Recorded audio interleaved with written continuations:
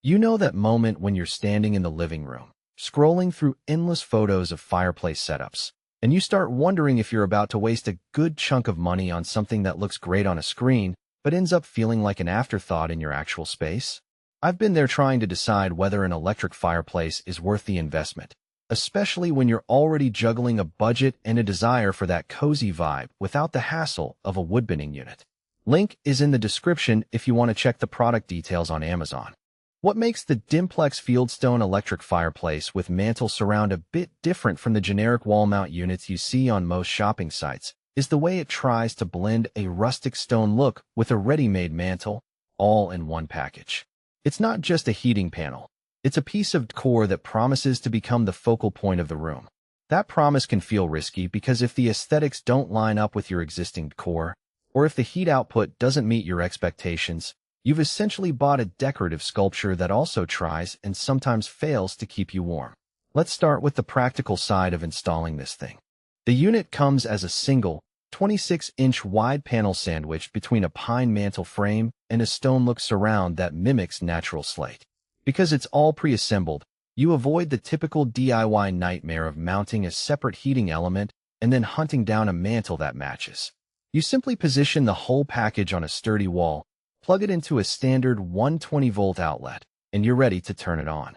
The installation guide is straightforward, but you'll still need a wall that can support roughly 50 pounds, so make sure you have studs behind the mounting area or a solid piece of drywall. If you're renting or your wall isn't up to that, you might need a professional to anchor it, which adds a hidden cost you should budget for.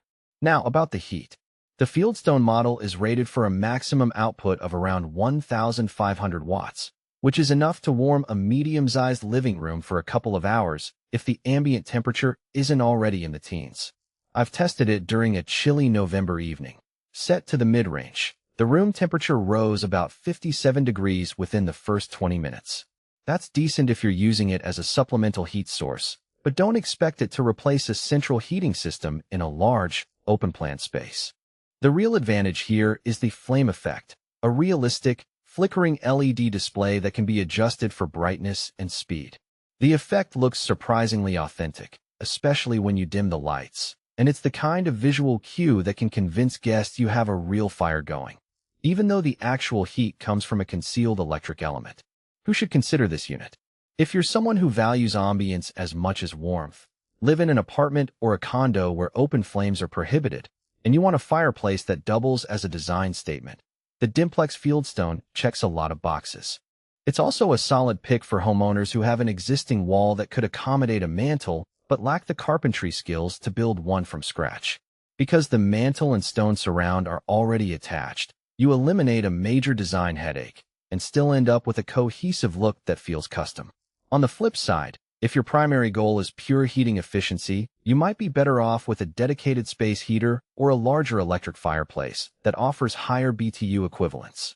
The stone-look surround, while aesthetically pleasing, adds weight and bulk, making the unit less portable than a freestanding fireplace insert.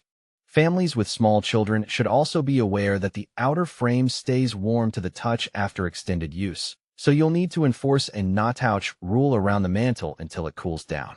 Additionally, the pine finish on the mantle is treated but can show wear over time if you lean against it or place decorative items that scratch the surface. Let's talk about the everyday experience. I've had the unit on for about 3 weeks now, and the routine has settled into a simple pattern.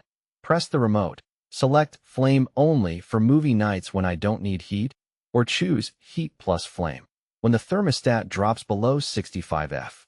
The remote itself is a bit dated, just a handful of buttons, no backlight, so you need to aim it directly at the unit, which can be a minor inconvenience if you're sitting on the couch.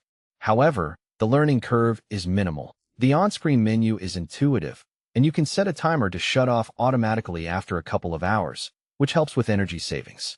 One hidden trade-off that isn't obvious from the product photos is the acoustic footprint. When the heating element kicks in, there's a faint hum that's noticeable in a very quiet room. It's not loud enough to be annoying, but if you're